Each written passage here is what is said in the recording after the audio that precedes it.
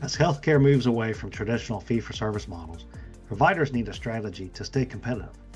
That's where Strategic Healthcare Partners comes in.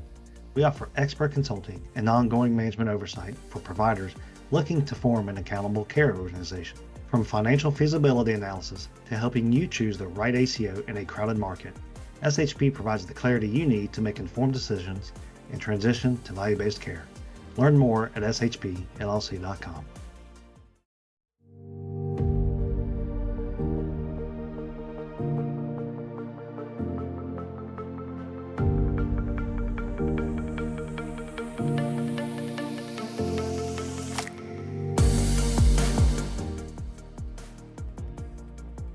Well, hello, Jason. Thanks for joining me in our digital studio today. How are you doing? Hey, Aaron, how are you? I'm doing pretty good. So, I know a couple episodes ago we had the other ANJ, Ami and Julia, on. Unfortunately, for today's recording, they weren't able to join us, but we do look forward to their future participation as we evolve the show. So, just to get their fans settled, I'm sure they're clamoring for more. Sorry. Listen to today's episode, and Ami and Julia will join us when they're next available. So, Jason, I think we have more than a handful of headlines today, so let's jump right into it, shall we? Yeah, sure. I'll toss one out there that, you and I have always talked about sort of the off-the-track healthcare sort of vendors and initiatives that are out there. And so one that's come across my desk here today is Uber Health. So this summer they're rolling out a new product called Uber Caregiver. So it's going to allow individuals, which I know you've used Uber Eats, right? Quite a bit. Mm-hmm. So allow individuals to add a caregiver to their Uber profile so that then they can share and spend that person's sort of health benefits on those types of eligible services, whether it's rides to doctors for appointments, order groceries. And so the caregiver themselves will receive real-time updates as well. And then, be able to access the chat features and all that good stuff like you normally can with your Uber driver. What I find interesting as well is here around the same time as Uber Health will be working alongside some other commercial plans. So Medicare Advantage, Medicaid, commercial plans, Uber Health will be working with, which that's always sort of a hard nut to crack with a lot of these disruptors you and I talk about quite a bit, is how do you work on the reimbursement side with carriers? So I find that kind of interesting, is how's Uber Health going to work with those carriers, in particular when you start talking about profile, adding users to your profiles, right? We've seen that in the Netflix world, a subscription basis. Sometimes that has conflicts, but how's it going to work when you're talking healthcare and then you bring in healthcare payers into the fold? I just think that's going to be interesting to see. But again, you and I talk about disruption. I think this is another good instance of that. It's been several years since I went to HIMSS, which is the big health informatics conference that is held in various larger venues. And but when I was there, going on about 6-7 years ago, Uber was there, and they were talking about their Uber Health, and it was just more of a concept at that time. So it's interesting to see how I'm not sure this is a kind of a reboot or maybe an expansion of what they were doing previously, because previously they would pair up with like a practice. Say your practice wanted to make sure that the practice would be paying out of pocket to get the patients to come, and there was some sort of insurance mechanism that they were working on. So it sounds like they've hammered out a lot of the details in the last half decade or so. So that's good to hear. But yeah, it'll be interesting to see, particularly in areas where there isn't a lot of public transit available, how this will work. And certainly also kind of makes you wonder too about transporting people around who might be sick. So that's another consideration. Interesting. Well, that kind of dovetails a little bit into the new American Privacy Rights Act. I think we talked about it briefly in another episode. It's something that Congress is working on. It's still in draft form. APRA, as it's being called, APRA, is effectively consumer privacy rights. And why I bring that up is because what you were just talking about with Uber is right now under HIPAA, the Health Information Portability Act of 1996, does not require that Uber or any of these other non-provider companies actually protect data. There is no legal requirement for them to encrypt the data. There is no legal requirement for them to retain certain records. The APRA seems to potentially mean to change that, so that, kind of to your last example here with Uber, it's not that they become a HIPAA covered entity, but a lot of the information that they will be collecting for this will be health related, right? Yeah, So and that is a great point because as part of this announcement, CEO of Uber Health talked about what they're trying to set up in the future, which includes things like potentially a Medicare flex card, travel benefits. How are they going to work with clinics so that way your primary care clinic of your senior citizen that you need access to because transport services can't get them there? How do you loop them into the workflow? And you're right. What kind of information is going to be shared with yet another third party, in this case, Uber, in order to make sure they're getting the person you care for from point A to point B? So mhm. that's an interesting point you bring up. Yeah, that you got to think in the next 12 months. If Uber Health is rolling all this out here in the next 12 months, which it sounds like it is on the Uber Health side, you got to think the Privacy Act is going to have to expand some to include such services. Yeah, with it being an election year, I'm not sure there's going to be a lot of movement on the APRA, to be That's honest with true you. too. Yeah. But I think that after the election, almost because it's a bipartisan bill, almost regardless of who wins the majorities in either house, I think we will see some form of the APRA pass.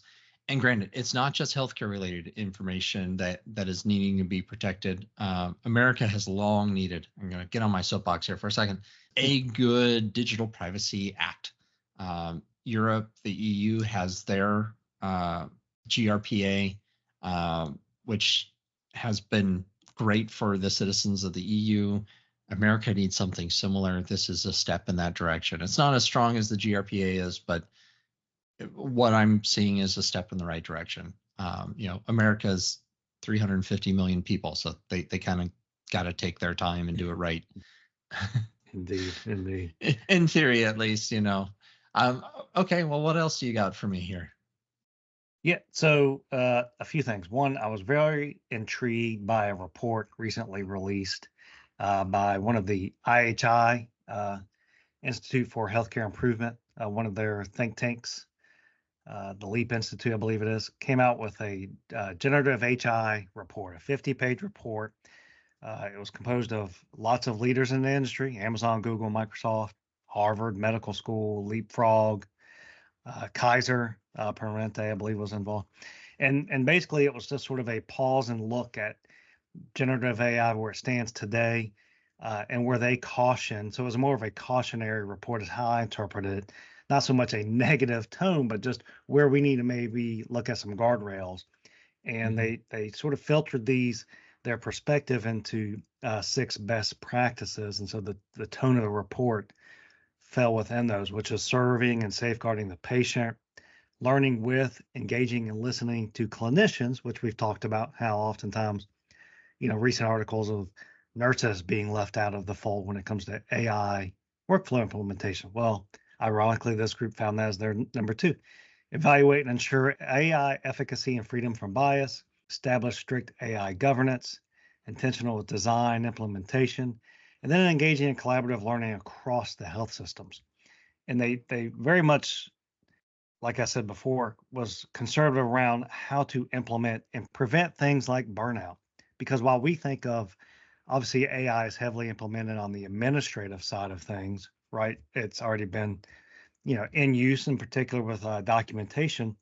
They caution at how what new expectations will unfold because of supposed free time, right? Right. Because it's not going to be 100% accurate. So obviously, the same people we counted on to input the data is going to have to do what? Go back and make sure and verify, Right. because it's not going to be 100% correct. What's that going to do? Is that actually in the long run going to double the workflow, double the effort? Is there going to be burnout because now I got to go back and check some of the documentation that supposedly was keyed in? So there's just a lot of unknown. But again, the basis of the report was, let's just not implement and forget. Don't buy and hold, right? Right. Let's implement and review and assess. But along those reports, it also talked about a lot in terms of uh, being cautious in terms of how EHRs was also perceived, right? In terms of accessibility, strengthening communication. There was also some challenges and risks involved when that, EHRs were initially implemented. So Sure. take those same And even concerns to and this apply it day, here. new work was created while old work was replaced. That's right. That's right. And so, but Todd, I don't know what you feel, but it seems like as we talk AI now, it's more of we believe it more than probably EHRs at the time, when that's not a true sentiment that we should have. We need to implement Correct. it just with the same concerns, right? Mm-hmm. And even what I found this interesting, the report, it talked about de-skilling, which I haven't heard that phrase used, which was, are you going to see an over reliance on tools that may lead to Mm-hmm. unnoticed errors, inadequate oversight? And they gave an example about TSA agents who are periodically shown images of weapons and luggages just to test out their level of attention and to promote vigilance. Well, I thought that was a very keen observance, right? Right. Are we going to see a de-skilling, which is a phrase I haven't used before, because we're relying on those tools so much and not staying vigilant? So, very good report. Like I said, it's a 50-page report, so it's not a long read. Some heavy hitters involved in the expert panel, but yeah, I found that kind of a interesting viewpoint. It's interesting that you say that, because I have another article here about Kaiser Permanente using AI to redirect, as they have here in this headline, simple patient messages from physician inboxes. So I would actually say this is coming hot and fresh from the desk of unintended consequences. Um, I like that. I like that. because I see this being a problem. So it might even be coming from the same study. This is from the JAMA, JAMA Network Open. So they Kaiser Permanente have said that they are finding 32% of the more than 4.7 million patient messages end up being reviewed by staff to be resolved, and that the remainder is being summarized or filtered or redirected or answered by AI, and they have found that to be satisfactory. Boy. Yeah, that's it. Which is interesting that you're saying that Kaiser is involved in this other report, but yet here they are. These are patient messages, and again, I think you're right. AI is brand new to us. It's not even in its infancy. It's still in the gestational period of development. We haven't yet reached even the terrible twos. And yeah, I think you're right with that de-skilling.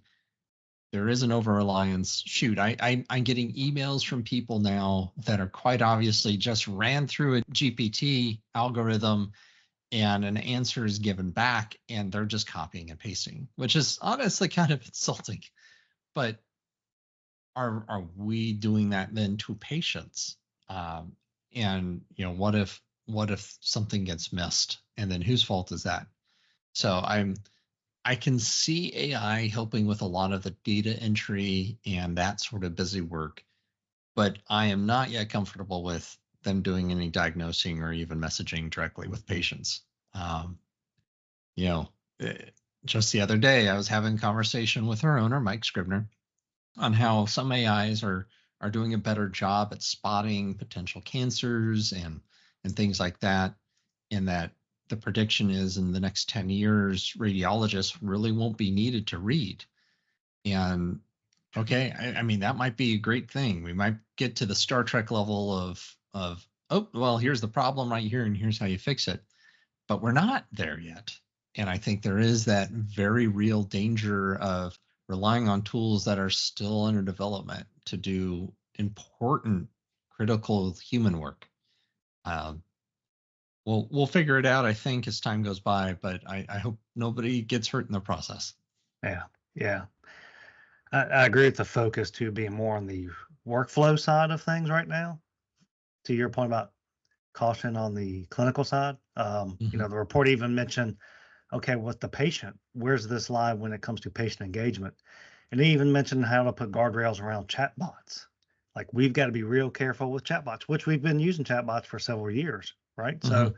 the Well, function's they're not getting new, but smarter. they're The getting the yeah. So I don't have the headline, but I know there was a recent case of a chatbot for a car dealership started recommending competitors' cars over theirs. So you can't trust those chatbots. you can't trust.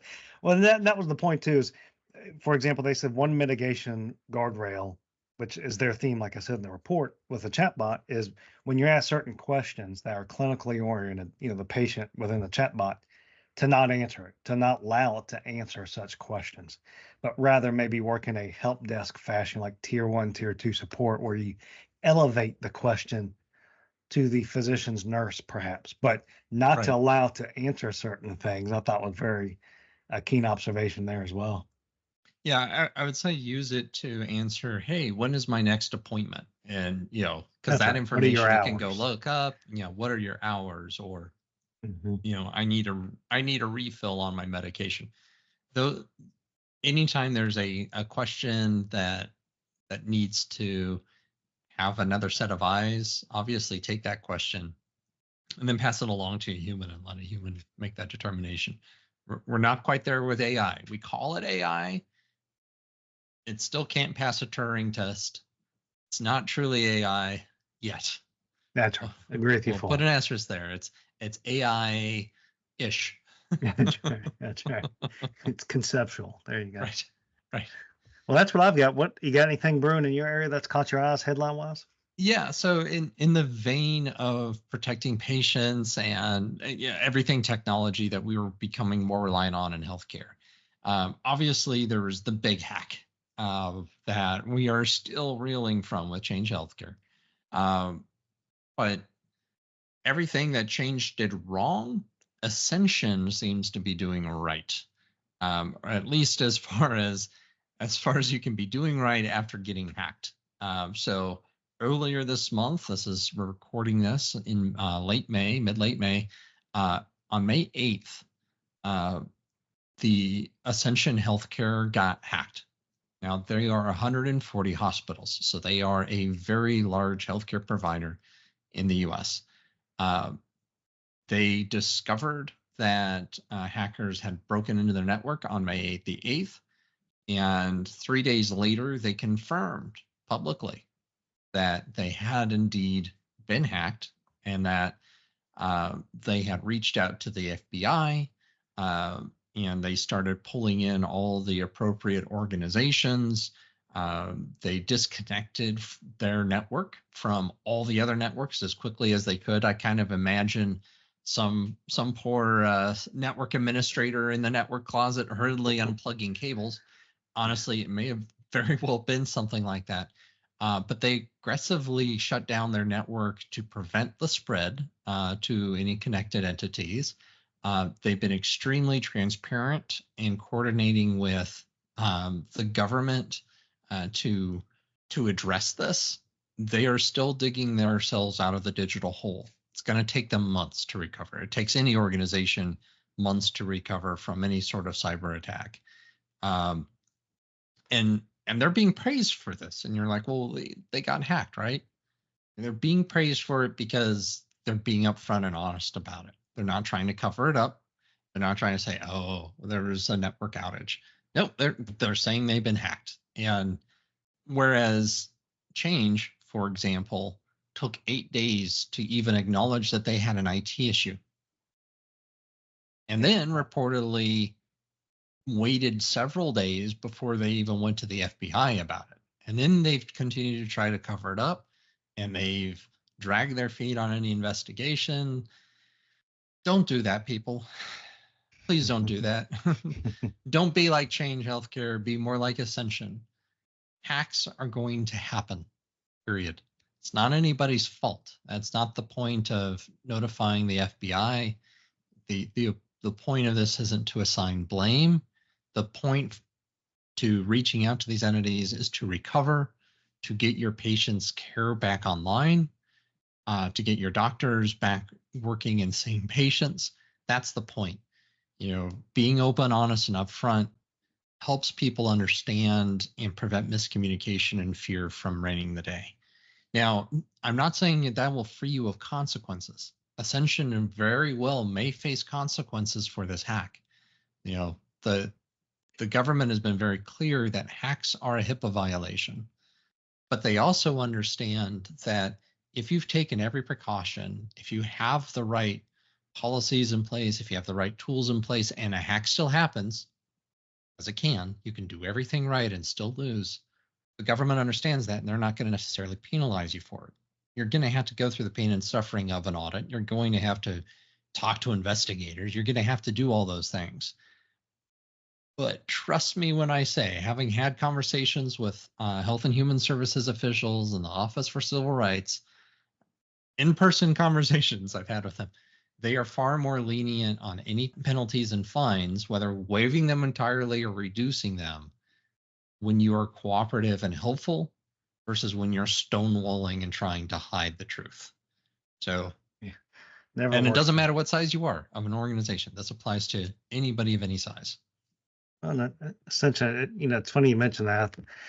I think it was in Becker's just a few days after that attack. I'm seeing it here. So the 14th, where they did a breakdown on their site by state, by facility of what was operational and not. And I found that incredibly transparent and helpful, but also it opened my eyes to a part of the cyber attacks that we don't talk about much, or that isn't in the news as much. And that is, you hear about, EHR downtime, and therefore some manual systems are put in place for documentation. But what about in the clinical side? And in Ascension's case, I want to say nationwide in their facilities, they cannot fill prescriptions at their retail pharmacies. I mean, think about that. This is a very large health system across 8, 9 states or whatever it is, and they could not fill their prescriptions. That's a big deal. And this is 6 days after the attacks took place. So not only were think of the staffers, the RNs who are already beyond stressed, doing manual system documentation, their backup, they're trained on such, but still the stress of that. And now the patients themselves are added stress because they can't fill prescriptions. And so kudos to Ascension for being transparent and also highlighting something that's not talked about. Yeah. Again, they're doing everything right in a really bad situation. So folks, take note. If you ever find yourself in a situation like this, ask yourself, what would Ascension do? Because what they've done is right. And honestly, I feel like they're setting a gold standard of how to respond to a healthcare cyber attack. And so, absolutely, it is worth calling them out in a good way of this is how you handle that situation. You don't hide it, change. You don't obfuscate it. You don't run away from the truth. You are in the situation. There's no sense hiding it anymore. You need the help. You need the communication. You need to put your patients' fears to rest. And that's what they've done here with us. And again, there'll be time in the future for investigations, and maybe there may be time to assign blame. But that's not the time now. The time in a crisis is to solve the crisis, not to play the blame game. So. Okay, Jason, anything else? I know we're coming right up on our time here. So by the time folks are listening to this, we've got just a few weeks left in season 4. And so just to highlight those you're going to hear right after this, again, we'll have Matt Usher next week.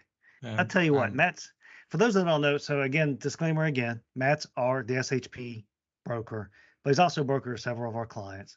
I think Aaron you would agree. Not only is he very knowledgeable, but just the way he explained things, it's like, wow, I wish I had him as a school teacher way back when. He just breaks it down. But whether you're a consumer, which we all are, whether you're an employee, an employer, you're going to benefit from listening to Matt.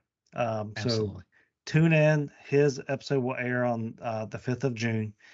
And then we're lining up a couple other interviews also in June before we wrap up the season. And so we've got a few more interviews left, and then we'll wrap up season 4 end of June, early July. Okay. I'm looking forward to that Matt Usher interview. We had a long talk and went way past what we had scheduled it to do. But it'll hopefully be a great listen for our folks. We're going to be posting the full interview. We're not splitting it up. It's worth just setting aside some time, or maybe listening to half of it on your commute in and the other half on the way home, and then listen to it again. Honestly, it's that good. I'm here live recording these, right? And I'm going back and I'm reading the transcript and I'm listening to this episode multiple times. I've gotten something new out of it every time. So Matt was a real treat to have on, and we'll certainly have him on again in the future. Alrighty, well, that brings us right up to time. So Jason, you have a great day, and to our listeners, tune in next week. Thanks, Aaron. This has been an episode of Beyond the Stethoscope, Vital Conversations with SHP. If you enjoyed this podcast, please be sure to rate and share it with your friends. It sure helps the show. Production and editing by Nala Weed. Social media by Jeremy Miller. And our co-hosts are me, Aaron C. Higgins, and Jason Crosby. Our show producers are Mike Scribner and John Crew. Thank you for listening, and we'll see you next time.